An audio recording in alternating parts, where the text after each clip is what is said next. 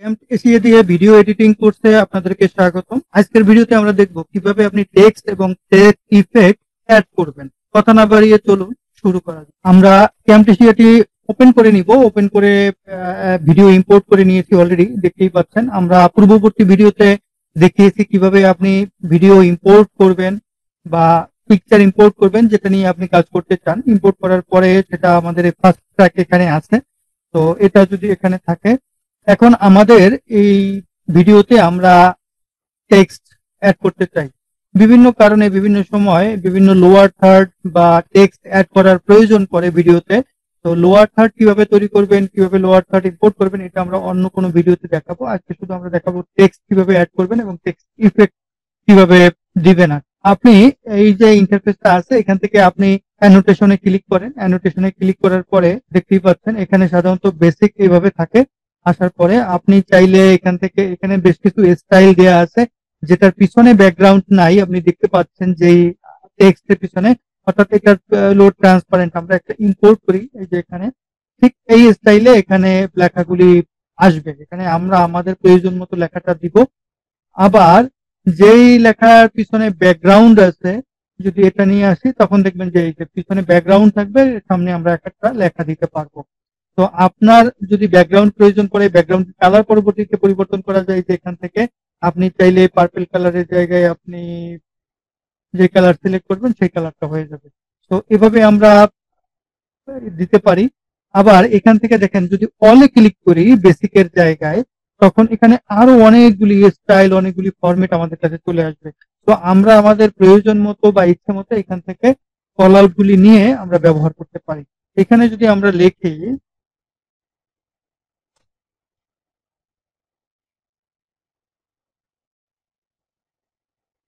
তো আমরা এই যে টেক্সটটা লিখলাম, আমরা চাইলে এই টেক্সটটাকে এরকম এক লাইনে করতে পারি, বড় করতে পারি, অর্থাৎ প্রয়োজন মতো। এখানে দেখেন এই যে ফন্টের সাইজ বড় করতে পারবেন, ছোট করতে পারবেন। এখান থেকে আপনি লিখে দিতে পারবেন যে 130 লিখে দিলে এভাবে হবে।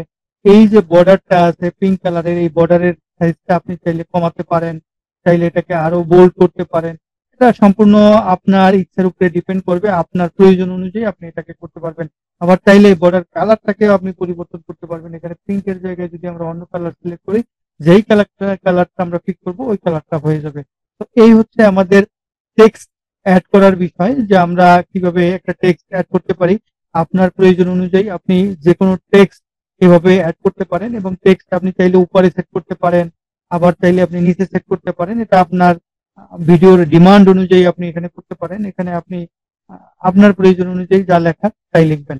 তো এবার আমরা দেখি যে এই টেক্সটটাকে আমরা চাইলে এটার ডিউরেশনটাকে এরকম বাড়াতে পারি। জাস্ট ড্র্যাগ এন্ড ড্রপ করলেই এটা হয়ে যাবে। আপনি ইচ্ছা মতো বড় করতে পারবেন, ছোট করতে পারবেন, অথবা রাইট ক্লিক করে যদি আপনি এখানে ডিউরেশনে সেট করে দেন যে এটা কত সেকেন্ড হবে, আমরা এখানে আছে 15 সেকেন্ড, আমরা এটাকে 10 সেকেন্ড করে এন্টার দিলাম, দেখেন ছোট হয়ে গেল। তো এটাকে আপনি ড্র্যাগ ড্রপ করে প্রয়োজন যেখানে সেখানে সেট করে নিতে পারবেন ভিডিওর পজিশনে। আবার স্ক্রিনেও আপনি ড্র্যাগ এন্ড ড্রপ করে স্ক্রিনে সেট করে নিতে পারবেন। এবার আমরা যদি দেখি এখানে ইফেক্ট কিভাবে আমরা অ্যাড করব, এই যে দেখেন বিহেভিয়ার আছে, বিহেভিয়ার ক্লিক করলে এখানে অনেকগুলি বিহেভিয়ারের ফরম্যাট দেওয়া আছে। আপনি এখান থেকে একটা একটা পিক করে দেখতে পারেন যে কিরকম আছে। আমরা যদি ফার্স্টেরটা নেই, জাস্ট এই যে সিলেক্ট করলাম, এটা ড্র্যাগ করে এই যেই কল আউটটা আমরা নিয়েছিলাম টেক্সটের, ওইটার উপরে ছেড়ে দিলাম। ছেড়ে দেওয়ার পরে দেখেন এটা কিন্তু সেট হয়ে গেছে। বোঝার জন্য এখানে অ্যারো চিহ্নতে ক্লিক করলেই দেখেন এই যে ফার্স্ট ড্রিফটিং, এটা এখানে অ্যাড হয়ে গেছে। এখন যদি আমরা ভিডিওটা রান করি, তাহলে বুঝতে পারবো এটা কিভাবে শো করে। এই যে দেখেন এটা নিচ থেকে উপরের দিকে কি হচ্ছে। এভাবে আপনি চাইলে, এটা পছন্দ হচ্ছে না, এখান থেকে জাস্ট সিলেক্ট করেন, এটাকে ডিলিট করে দেন, অথবা কন্ট্রোল জেড দিলে এটা আন্ডু হয়ে যাবে, অর্থাৎ পূর্ববর্তী ইয়েতে হবে। এরপরে এর রাইট সাইডেরটা এটা নিয়ে নেন, সেকেন্ডটা নিয়ে এইভাবে টেস্ট করেন। এটাকে আবার ড্র্যাগ এন্ড ড্রপ করে আমরা টেক্সট এর ভিতরে ছেড়ে দিলাম, এটা অ্যাড হয়ে গেছে। এই অ্যারোতে ক্লিক করলে দেখতে পাচ্ছেন এখানে এটা অলরেডি অ্যাডেড।